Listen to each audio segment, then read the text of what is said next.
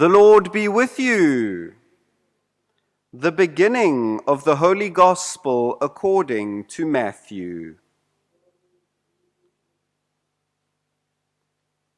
The book of the genealogy of Jesus Christ, the son of David, the son of Abraham.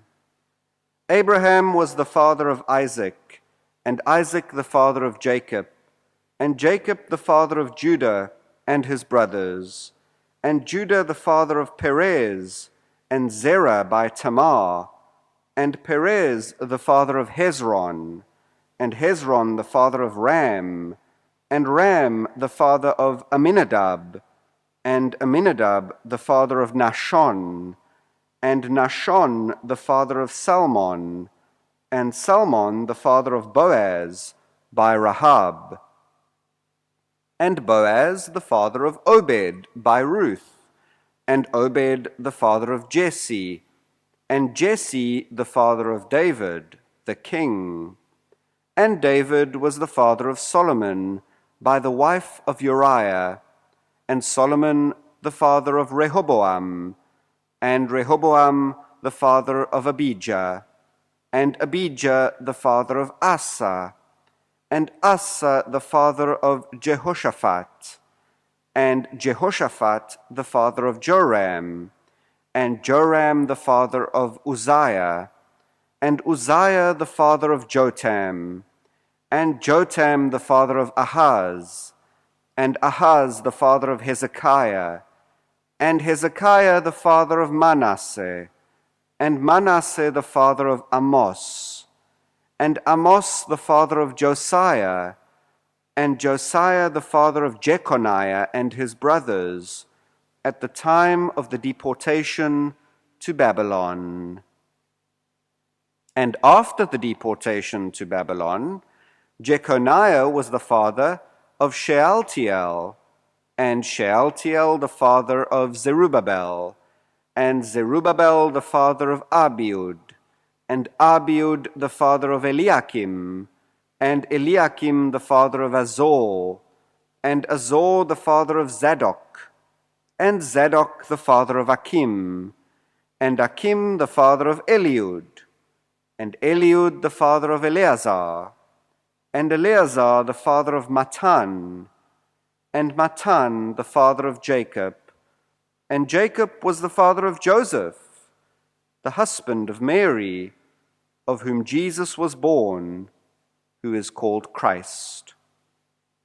So all the generations from Abraham to David were 14 generations, and from David to the deportation to Babylon, 14 generations, and from the deportation to Babylon to the Christ, 14 generations.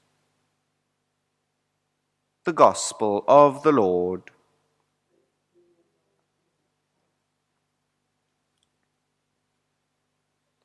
I challenge you to read that gospel without breaking a sweat. Brothers and sisters, today we read the genealogy of Jesus, and much can be taken from this. Firstly, because this particular gospel writer is writing to a Jewish audience, and he wants to show that Jesus has pure Jewish ancestry. Jesus is a Jew, through and through, and therefore eligible to be the Messiah. Secondly, through this genealogy, Matthew, the gospel writer, is at pains to point out that Jesus Christ is a descendant from the lines of Abraham and David. Abraham, our father in faith. David, the chosen one, the greatest king of Israel. Jesus comes from an unquestionable Jewish line, and what's more, he comes from the line of kings.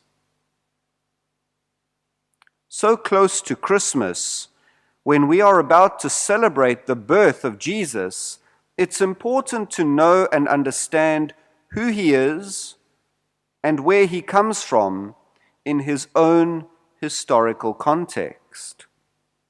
God planned Jesus out from the beginning.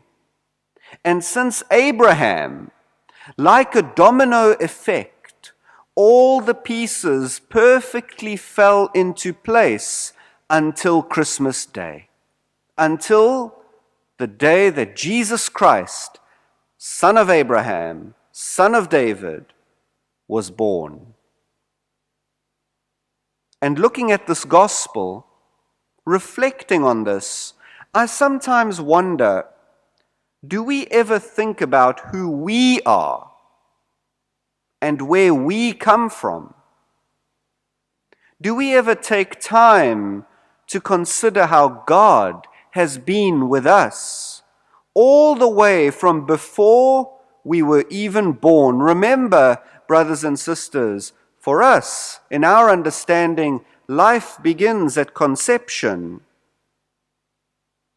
Do we ever take time to consider how God has been with us, how God has planned us out all the way to now, to this very moment, this very second? For I know the plans I have for you, declares the Lord.